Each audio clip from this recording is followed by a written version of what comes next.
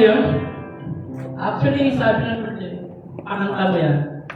Tapos itong ginawa ko, itong preaching about sa dila, sa tax, binago ng Holy Spirit. Kaya sabi sa inyo mga pastor, hindi pwede magsalita na kagustuhan namin. So, kapag kinakanta yan, may pinakita si Lord sa akin na vision. Ang sabi niya, anak, i-preach mo yung Matthew 11:20. So, ito yun. Hindi ako banda. O, diba? Sabi sa inyo, gano'n ang Holy Spirit. Yan. So, sumusunod lang tayo. Dapat ito yun, no? Pinasulat ko na kay Arian, yung 5 elements of Pero, binago ng Holy Spirit. Yan. Sabi dito sa Matthew 11:28, alam ko na nababasa nyo lagi ito. Yan. Sige tayo. Sabi dito, lumapit kayo sa akin, kayong lahat ng nahihirapan, at nabibigyan ang luba sa inyong kasanin, at kayo bibigyan ko ng kapahingahan. Yan, next.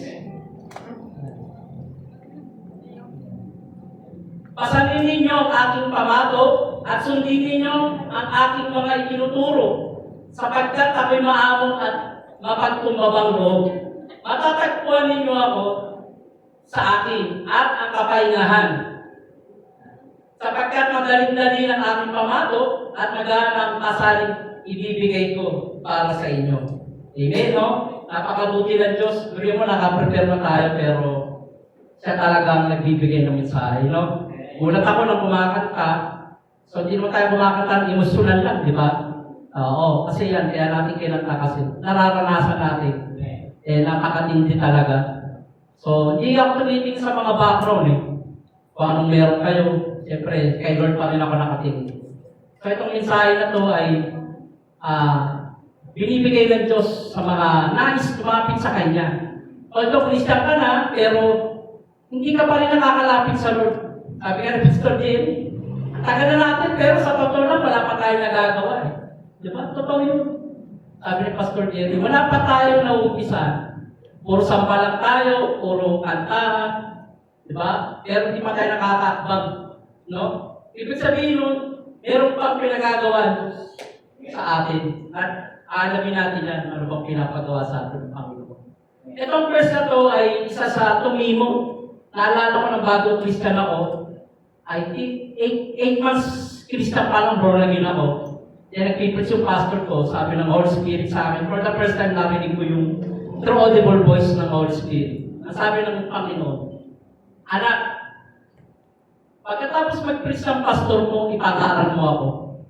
And may hindi ako mag-long sleep nun Kasi dati hip-hop nga yung mga suot ko, maluluwag, may 8 balls, may mga kadena ako yun, hip-hop Pero siyempre, kapag nasa Lord ka, suot mo, postura mo, yung style na nun, pandesete. Sabi ng Lord, huwag ka na magpalit. Tumawid ka na sa highway, ipangaral mo ako.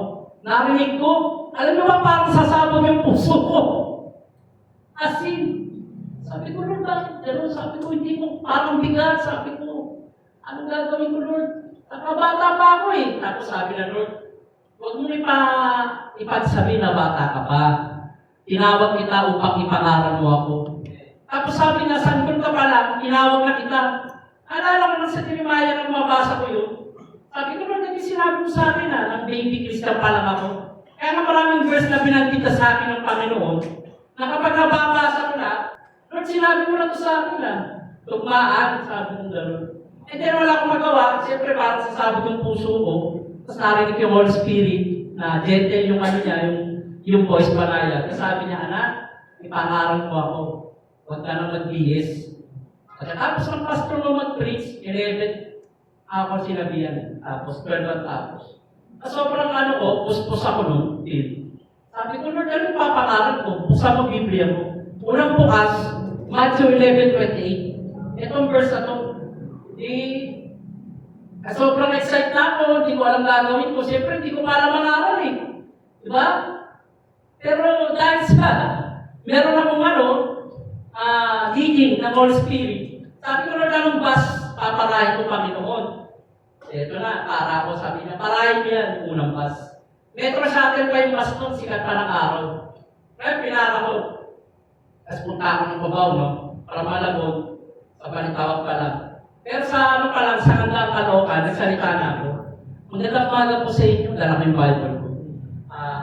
Naparito ako para mangaral. Actually, wala akong pupunta ang lugar.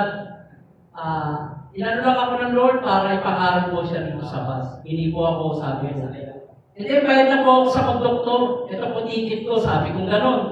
Para walang ba, hindi nila isipin na nag-1, 2, 3 lang ako. Diba? Kunwari, nakakaaral ako ng bus.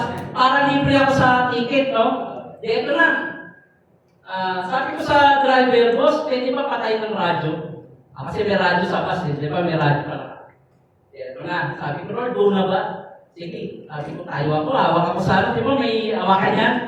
Sabi ko, magandang umaga po sa bawat isa sa inyo. Ako po ay naparito para ipangaral sa salita ng Diyos.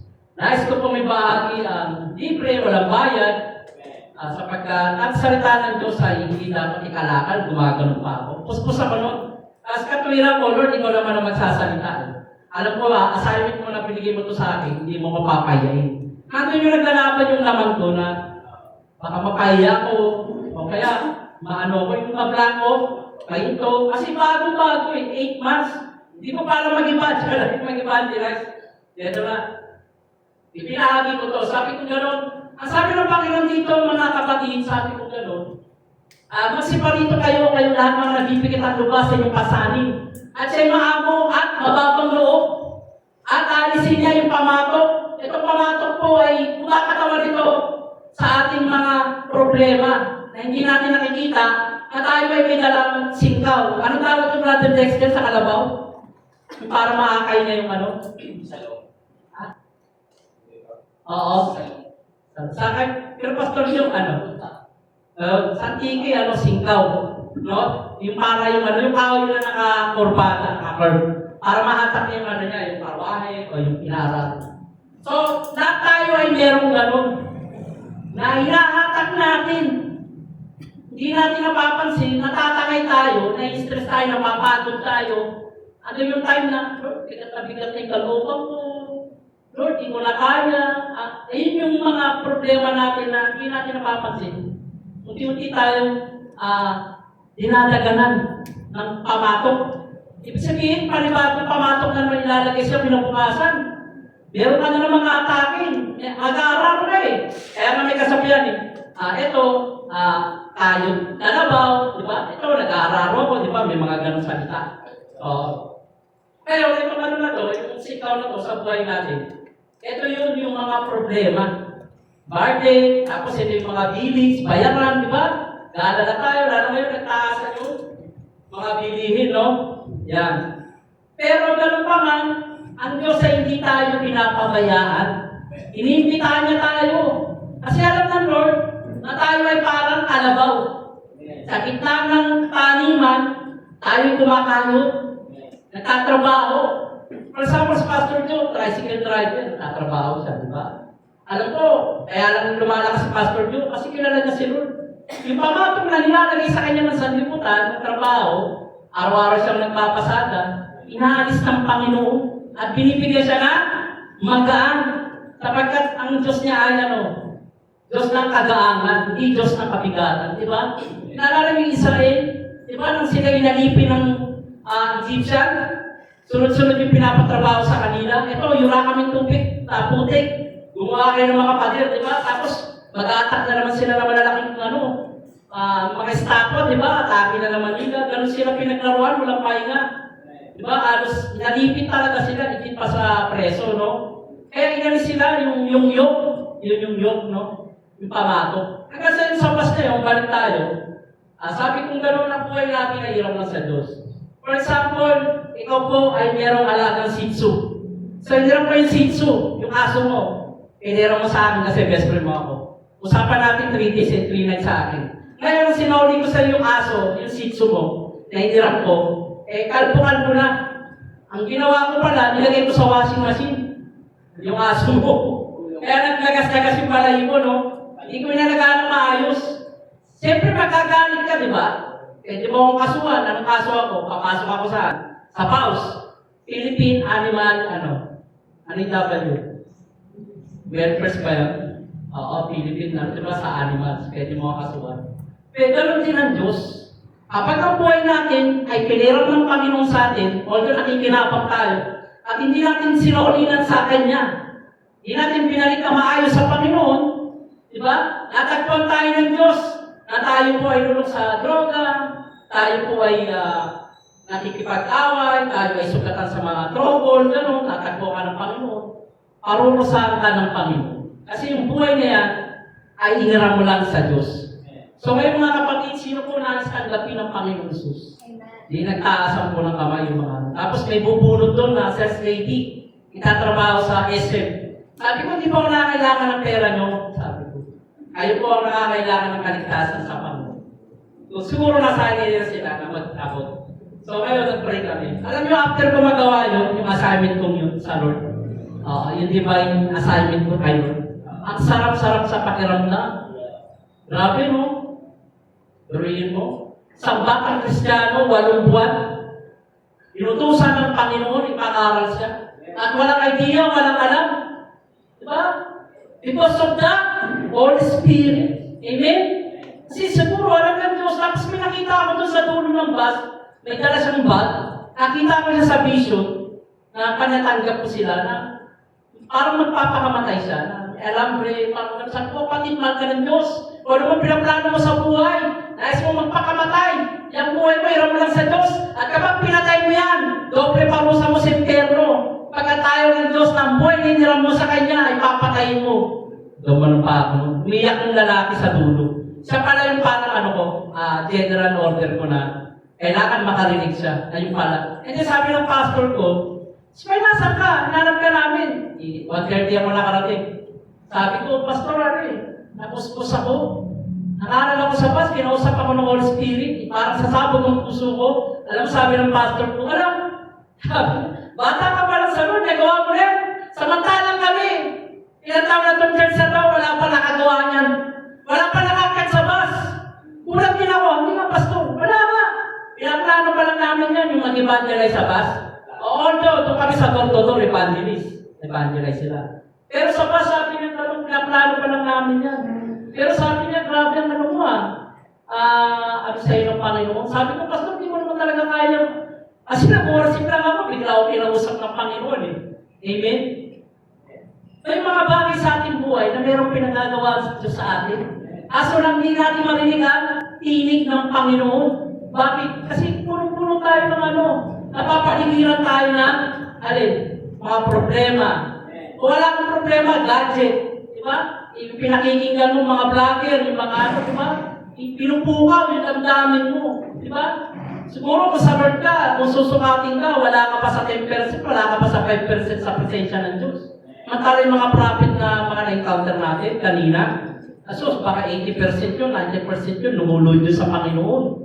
Oo, kasi hindi rin basta-basta yung yung magpa-prophesy ka, hiningi mo sa Lord, kailangan mag-fasting ka pa dyan. Kasi hinihingi mo, nakikipag-bargain ka sa Lord para epektibo ka sa, sa congregation. Amen? Pero sa buhay natin, sabi nga ng kanta, ako yung magpupuri sa'yo. Di ba napakaganda? Ano mang kalagayan ng buhay, asisipayo, di ba? O ano pa man, walang gagawin kundi magpupuri sa Diyos. Di ba si Jennifer ko nakakabis kanina binasag niya yung stress, sabi niya, ano mang kalagayan natin, ilan man tayo, konti man tayo, ang Diyos ay kumikilos sa mas kakaunti. Amen? Praise God. Kasi ang Diyos hindi pumipila. Diba? Ang hinahanap ng Diyos, puso, hindi nguso. Amen? Sabi mo nga sa katabi mo, puso, tinitingnan ng Diyos. Amen? Ganun. Meron ka nag-aalaga ng kalabaw Ewan ko kung narinig ko na dati ito. Ulitin ko lang muli yung kwento. To make a story, nag-aalaga siya, ang kalabaw niya si Islaw. And then, umaga pa lang, tumatakbo na sila sa bukid, nag-aararo na. Pero kapag maaraw, yung kalabaw, hindi niya pinapaararo, hindi niya, lumalaman niya. Tapos pag tinawag niya yun, Islaw, pupunta sa kanya, ganun. Tapos, mamamalengke sila yung kalabaw, kasama din. Tapos yun, kapag yung sasakay na yung amo niya, yung kalabaw umiga. Nakita na rin ang kalabaw na umiga. Sasakay ka na. Ano ba din? Depende, Oo. Pero pa ang kalabaw, puti Pastora Rhea may puti. kalabaw, albino, puti. Pero, ganun pa man, kasi yung banding nila, kaya niya napaamo yung kalabaw, no? Ganun yung ano nila, yung banding, tapos paano niya napaamo, napaki. Kasi sa banding. Ngayon, may isang tao na kabilang baryo, na napansin niya, ang ganda ng banding ito. Tapos napakasipag na kalabaw niya, lusog-lusog. Ganun, parang tao rin, ganun, sunod-sunod sa palengke. Pero yung kalabaw niya kasi, payat, tapos tamad. Ang ginawa niya, nag-design siya, pumasok sa isip niya na nakawin ko to. Pag umulan na malakas, kukunin ko to sa ilalim ng puno. Kasi hindi ako mapapansin. Yung ulan na may kidlat-kidlat, mula na malakas, bumagyo, signal number 3. Ginawa niya, ninakaw niya yung kalabaw na yun. Oo, hindi siya napansin ng mayari. Ngayon, nung ninakaw niya yun, sinaktan-saktan niya, tinadyakan niya. Oo, hindi maganda yung trato sa kalabaw, no? Hindi niya pinakain, pinagtrabaho niya. Tapos yung amo ng kalabaw, nalulungkot, umiyak siya. Sabi niya, yung kalabaw, gano'n. Wala pa kayo nakita, hanggang sa nagpalagay siya ng poster, yung kalabaw, may picture sila, nag-selfie sila, picture. Tinakalat niya, tapos babayaran niya na 50 kaban bigas ang sino mang makapagbalik o makapagtulog. Ngayon, walang nangyaring resulta. Ngayon, 2 buwan, 3 buwan, 4, 5, 6. Hindi siya nawawala ng pag-asa. Hinihintay pa rin yung malaga niya kalabaw.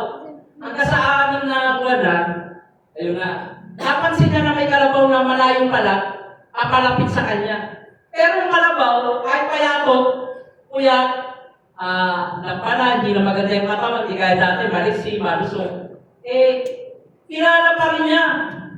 Hanggang sa tinakbo niya, sinalubong niya, para kalimutan Diba? Binihisan niya, nilagay niya ng bagong damit, parang gano'n yung tagpuan. Maigpit na pag-welcome, pag-yakap. Yakap yung kalabaw niya, nila siya sa mukha. Tapos yung kalabaw niya, umiyak din. Sabi niya, mula ngayon, sabi niya, hindi na kita ilalagay sa labas. Kami na kita matutulog, sabay tayong kakain. Amen. At yung tali mo, aalisin ko na. Sa yung diba may yan, sa ilong, pastor, diba yun na nagkukontrol, para makontrol mo. Ngayon, masaya-masaya na sila. Sa ating buhay, ganun din tayo. Tayo ay piniyag ng Diablo. Hindi si Satanas. Ang daming gift nito, nanakawin ko sa Panginoon, bibigyan ko ito ng mga kainaan, ng mga pagsubok. Magdadala ko ng mga tukso sa buhay niya para mawala ko sa ministry. Madisalay siya sa gawain ng Panginoon.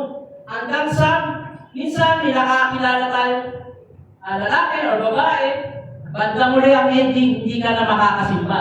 Kasi seloso yung naging boyfriend mo. Ayaw kapayagan, magsimba. Akalungkot, di ba? Nabiyag kanino?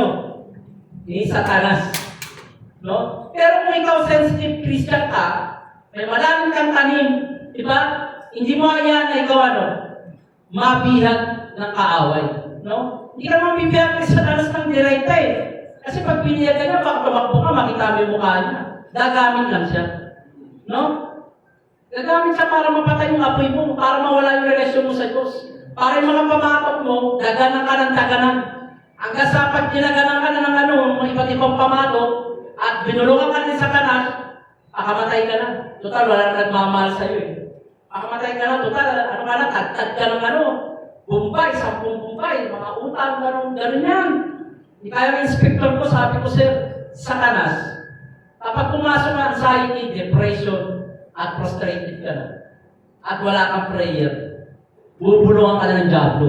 Ngayon, pag binulungan ka na ng Diablo, isa ka naman sasabihin, magpakamatay ka na lang para isang solusyon lang. Ganun ang nangyari sa inspector ko pala. Kaya nagtaka ako, bakit ko lang sinet sa kanya? Sabi ko, sir, si Satan ganito ang gagawin, ganun. Tapos yun, inamin niya sa akin, brothers, may totoo niya. Nagkasakit ako ng ilang buwan, dinala ako sa Palawan, sa probinsya ko. Binubulungan ako ng Diablo. Kasi sabi ng utang, ganun. Tapos, inukuha ko ng Diablo.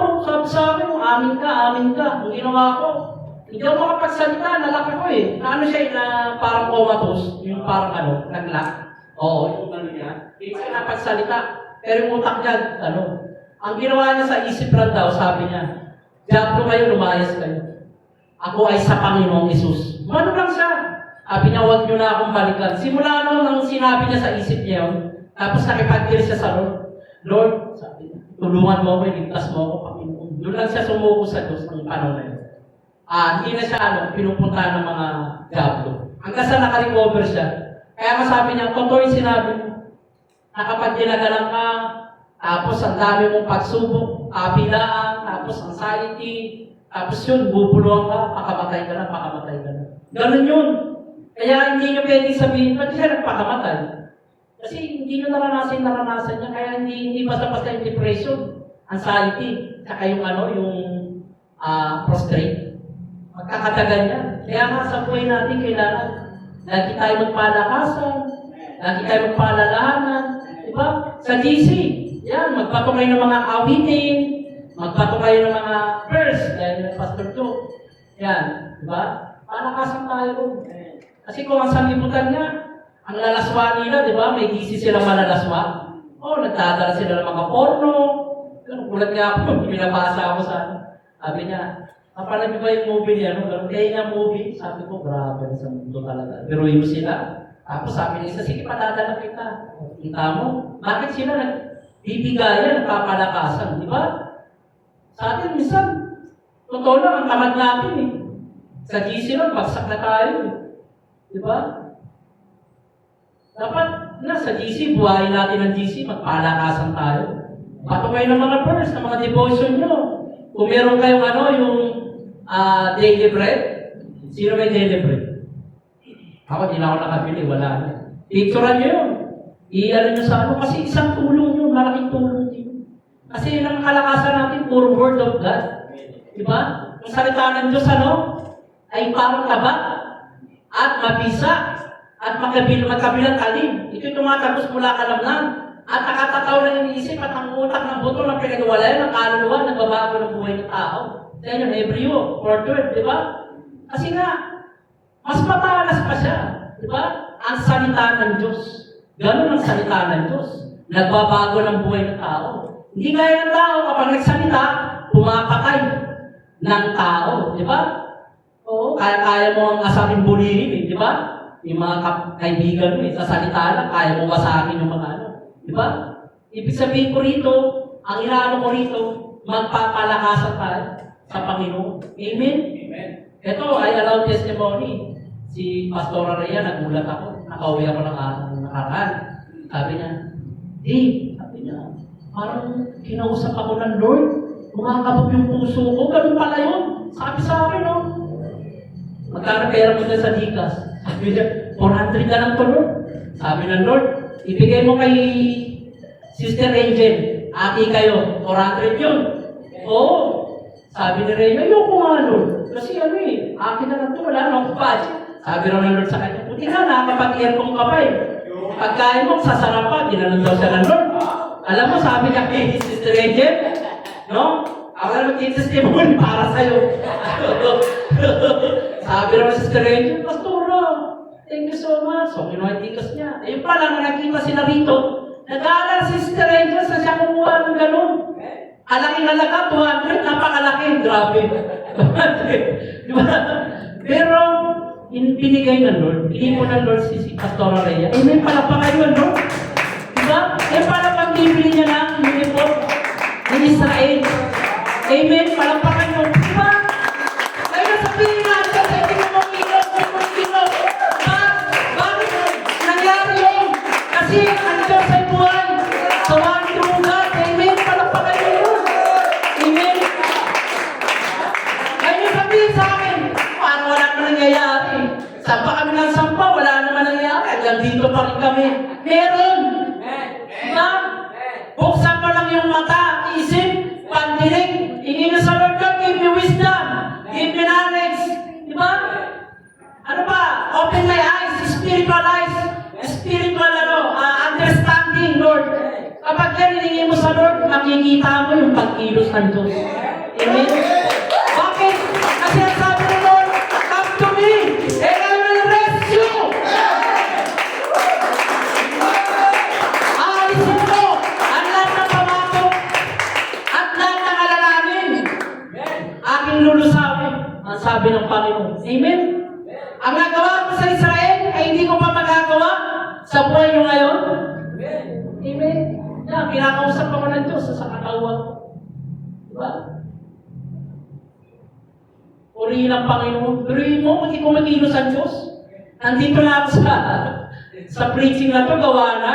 O, bakit ito binigay? Matthew 11:20. Diba? Ganon si Lord. Alam niya yung pangangailangan mo. Diba? Aso nga lang, hindi mo alam yung plano ng Diyos sa buhay mo. Diba nga? Ulitin natin ha. Alam ng Diyos yung pangangailangan mo. Pero yung plano niya sa buhay mo, hindi mo alam. Amen? Ulitin ko, sinabi ni Sister Eper. Diba? Ano sabi niya? Jeremiah 29:11. Tama, no? Ako lamang ang nakaalam na mga panukalang bagay ninihanda ako sa inyo. At magdala pa nito'y kay tatawag sa akin at dirindi ko ang iyong mga panalangin. Amen? Kaso nga lang kulang tayo ng pakikipag-pursige. Diba? Dapat pag humingi tayo sa Lord parang babae nanganganak. Sabi, parang naglili ka, di, bilang mo ng pakwan, boneless, walang acidless. Bilang mo ng papaya, kulay pink, ay violet. Parang gano'n ka gusto mo. Di ba may mga gano'n naglili? Dapat gano'n tayo sa Lord. Lord, naglili ako. Gusto ko po, Lord, na maranasan kita, Lord. Yung naranasan ni Pastor Jerry, nalapos ko siya kanina. Siya yung nag-opening prayer, Lord. Pag hindi yun, sana. Gano'n din ako, Lord, pag tumayo. Diba? Sabi nga ni Tatay Martin, Bishop Martin, kanina sabi ko, sabi tayo, sisiksipin ko yung anointing mo. Alam niyo ng mga ano, bakit? Ang ibig sabihin kasi nung bagong Christian ako, pag nakakita ako ng mga man of God, mga prophetic pastor, grabe yan. Nagpapalayas talaga. Oo. Kasi hinihingi ko rin yung anointing. Oo, yung impartation ng anointing nila. Oo. At nakita ko naman sa buhay ko, nag-manifest naman, nag-impact naman. Kasi sa akin talaga mga naging akay ko sa Lord, tapos mga kabats ko, Pastor Jerry, nagtataka ako. Bakit wala silang ganong gift gaya ko? Hindi ka mayroon para sa sarili ko, no? Kasi hindi nila gusto yung ganong gift. Ba? Bakit? Kasi ako, dinidesire ko, Lord, bigyan mo ako ng speaking tongues. Nagka-speaking tongues kagad ako, may bisita kaming pastor. Hiningi ko. Di ba? Kasi kakailanganin yun. Pero yung mga naging kasama ko, ayaw nila. Nagandun lang sila. Kaya kapag nagkukwento ko sa kanila, hindi nila maranasan hanggang liligtas sila. Pero hanggang lang din sila, preaching, teaching. Ganun. Ang hinaano ko rito, pakalasahin pa natin, na lalo pa tayo magamit ng Lord mightily. Amen? Hingin natin yung mga spiritual gifts. Diba? But the fruit of the Holy Spirit, di ba? Unang-una, pinagkit yung love. Bakit kagad love? Kasi hindi mo na magagawa yun kung wala kang pag-ibig. Di ba? Magagawa mo bang magpakabait? Wala ka ng pag-ibig. Di ba? Magagawa mo ba magbigay sa tao? Di ba? Wala ka ng pag-ibig. Ang makakagawa lang yan yung merong love, joy, peace, patience, kindness, goodness, gentleness, faithfulness, and self-control. Amen? Praise God. At naniwala ko, kaya nagawa ni Pastor Rhea yun. Bakit? May pag-ibig siya sa Lord. Diba? Nakaka-praise, diba? Sabi ko nga, ganda nang nangyari sa inyo ni Sister Angela. Malaking testimony yan. Dapat mahayag niya sa pulpit. Diba? Bakit? Para maibalik yung kaputihan ng Panginoon. Amen? Ang sabi niya, hindi maiksi ang kamay mo upang kaputin ang pangangailangan nyo. Sapagkat maghapon magdapat sa kaulan ng aking kamay upang ang aking bayan ay kaputin ang pangangailangan. Amen? Grabe ang Panginoon. Kaya patuloy tayong magpalakasan pa. Tapos yung mga kabigatan natin, isuko natin sa kanyang paanan. Amen? Lahat ng mga yan. Praise God. Kaya ang tao natutokso daan. Kasi nga, cross ng prayer. Cross ng pagbabasa ng Bible. Knowledge, wisdom. Ano sabi ng If my people destroy because lack of wisdom. Di ba? Kaya napapamak ang aking mga anak kulang na karunungan. Tapos napakalaga ng marunungan. Amen? So ngayon yung kwento kanina na kalabaw, balikan natin. Tayo yung kalabaw na nag-aararo sa gitna ng bukirin, na nagtatrabaho. Di ba sabi nga, kayang kalabaw. kapit ko po, di ba? Yung mga salitang ano, parang kinukumpara mo, mga tayo-tay, no? Tayo yung kalabaw. At tayo yung, dinagana ng diablo, binigyan ng mga maraming problema, binulungan, binulag, di ba? Pero sabi ng Lord, come to me, I will raise you. Di ba? Aalisin niya yung pamatok o yung singkaw at magilawang galing ang kanyang pamatok. At ang kagandahan pa, makasusumpong ka ng pahingahan ng iyong kaluluwa para sa kanya. Amen? Hindi ko na sinabi na, baka maging sumakabilang buhay na. Diba? Sinasabing gano'n. Yung kaluluwa mo, makakasumpong ng kapahingahan. Saan? Sa awitin. Sa kantahan. Amen? Kaya pag wala ginagawa, patugtog kayo ng praise and worship. Pastor John, naniniwala ko yun. Lagi nagpapatugtog yan. Diba? Yan. Kasi hindi niya alam na kapag wala siya sa Lord, may ambing niya sarili na sa isang kandila na nauubos, di ba? Ako minsan naiambing ko sarili ko sa sa isang sapang tuyo na parang dry ako, gano'n, kapag wala akong Word of God, pag di ko naririnig ang mga awitin ng Panginoon na di ako nakaka-church. Amen? Kaya sa buhay natin, nais ng Panginoon ay patuloy lang tayo sa Kanyang magtiwala. Ilagan natin ang lahat ng ating alalahanin. Ang sa ganon, i-boost niya yung yung ibibigay niya sa atin. Amen? Kaya sa church natin, sa financial talaga, nakikipag-battle talaga tayo. Patuloy lang tayong manalangin na manalangin. Kasi, the prayer is the best weapons. Amen? Walang sandata na pwede mong ipantapat. Hindi literal, hindi baril, o ay weapon, kundi yung pakikipagdigmaan mo, no? Sa financial. So, ang Panginoon naman ay hinihintay lang tayo. Siguro, hinihintay rin tayo ng Lord na, sige, lumuha ka pa na. Di ba? Pakitaan kita ng luha. Kasi sabi ni David, Lord, meron kang sukatan ng aming pagluha. Nabasa niyo yun, di ba? Sa awit. O, ibig sabihin, si David, iyakin to. So, kaya siguro, kaya siya answer prayer lagi. Kasi, iniiyak na sa Lord. Di ba? Siguro, kulang tayo ng gano'n. Yung ikbi, yung panalangin na may iyak, di ba? Yung nakikipag-ano ka talaga. Nilalambing mo ang Diyos. Amen? Kaya sa buhay natin, patuloy pa tayo, higit sa lahat, magpaalalahanan, magpalakasan. At patuloy natin, higit sa Lord, na tayo ay magtagumpay sa gitna ng araw na ating nilalakaran. No? At huwag tayong manawa. Sabi nga ng kanta, magpakatatag, huwag manawa. Yamang alam natin, sumasagana sa biyaya ng Panginoon. Amen? So, yun lang, may sila yung ko, preaching ko. Glory to God. Thank you, Lord. Amen.